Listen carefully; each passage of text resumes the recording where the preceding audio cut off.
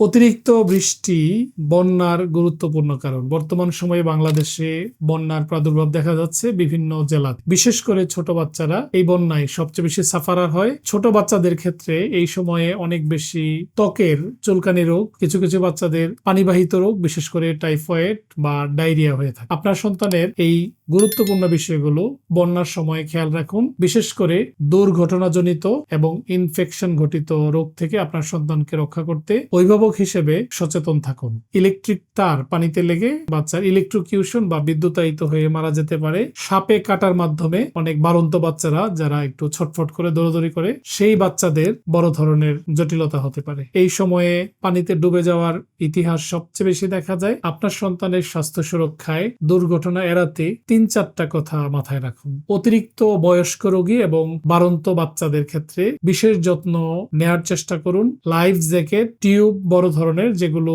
ভেসে থাকতে সহযোগিতা করে, এই ধরনের সরঞ্জাম বাসায় রাখুন। যথাসম্ভব শুকনো খাবার বা সহজে ক্যারি করা যায় আশ্রয় কেন্দ্র, বাসা বা যখন যেখানে প্রয়োজন এই ধরনের খাবার রাখার চেষ্টা করুন। টর্চ লাইট হাতের কাছে রাখুন। যে কোনো দুর্ঘটনা হলে যেন বড় মানুষ বা অভিভাবক হিসেবে আপনি, বাড়ন্ত বাচ্চারা এই বিষয়গুলোকে ব্যবহার করে লাইফ সেভ করতে পারে।